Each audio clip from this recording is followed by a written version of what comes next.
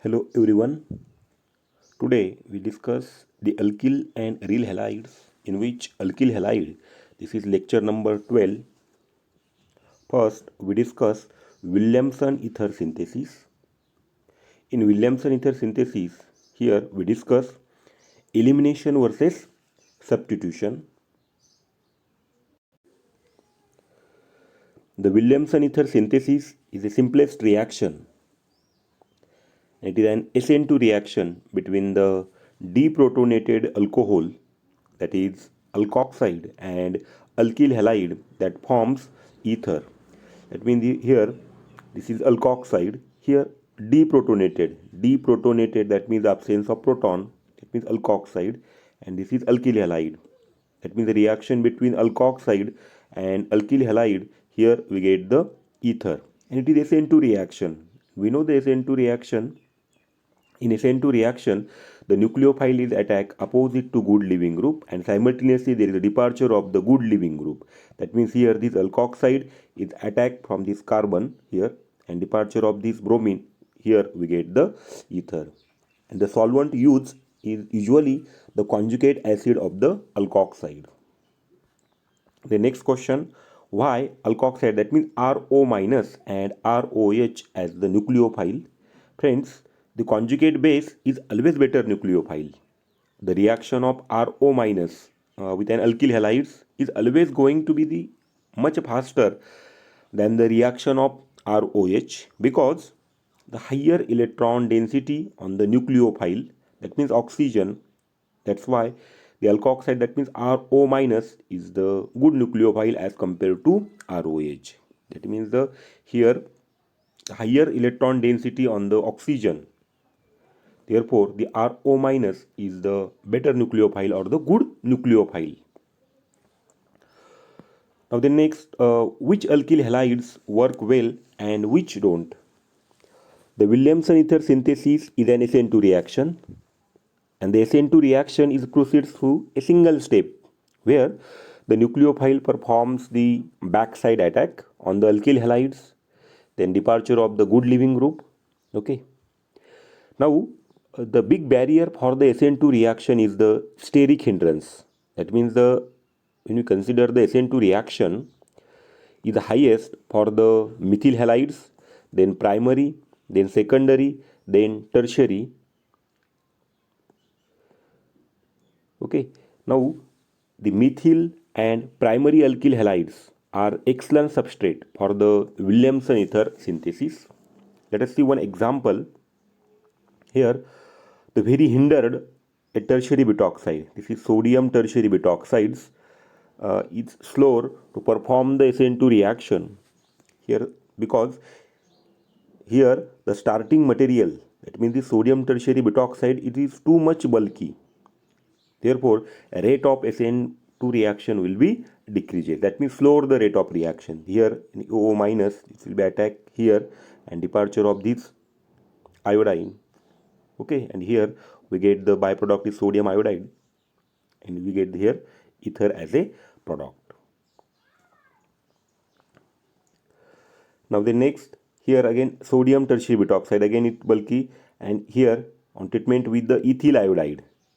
In previous example we take methyl iodide, here we take the ethyl iodide, and sodium tertiary butoxide, again it is too much bulky, therefore it undergo the elimination reaction preferentially, that means it act as the base. That means here CH3, when we CH2, here this base, it will abstract this proton, and here we get double bond and departure of this iodine, we get the ethene as a byproduct. That means the E2 elimination is preferentially take place. Why the E2 elimination is take place? Because the E2 elimination is a side product. We get the E2 elimination as a side product. Why? Because here bulkness is increases, therefore instead of SN2 reaction we get also the E2 reaction, and this product is obtained. That means ether, here is simple, this is sodium tertiary butoxide, here it attack on this ethyl iodide and departure of this iodine, and we get the ether. That means when the bulkness is increases, at that time the E2 elimination, that means elimination reaction, is also possible.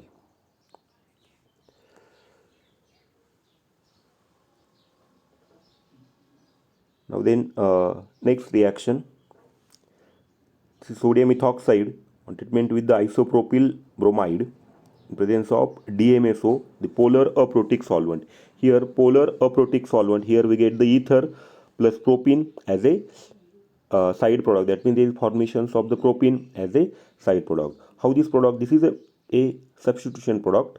Here this is ethoxide, sodium ethoxide. It will be attack on this carbon and departure of this bromine. Here we get the ether, and here propene. That means this product is obtained by E2 elimination. Here simple this act as a base and it abstract this proton. Here we get the carbanion. Now then here we get double bond, and here departure of this bromine we get the propene. Now next, again sodium ethoxide, and here the tertiary butyl bromide. That means here it is too much bulky. Therefore instead of substitution reaction, here elimination reaction preferentially take place. Here the sodium ethoxide, it will act as the base, it will abstract this proton, and here departure of this bromine, and we get the 2-methyl prop 1 in. That means as a elimination product. Here the bulkiness is increases. Therefore instead of SN2 reaction, here E2 elimination will be take place. Okay, this is about the reactions of the alkyl halides. Okay, in this way we completed the half portion of the chapter alkyl and aryl halides. We just summarize the all the points of alkyl halides. Friends, first we discuss the definition of alkyl halides. After that, then classifications of alkyl halides. Then we discuss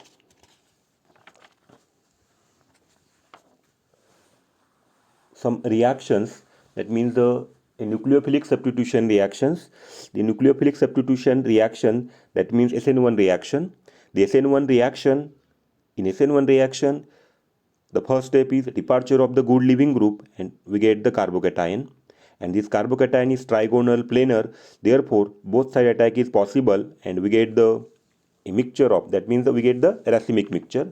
After that we discuss the some factor, that means the stability of the carbocation. Generally the stability of carbocation is depends on the electron donating group, electron withdrawing group, then inductive effect and resonance effect, and lastly we discuss the hyperconjugation. Then the stereochemistry of the SN1 reaction, that means the racemization. We get the 100% racemic product.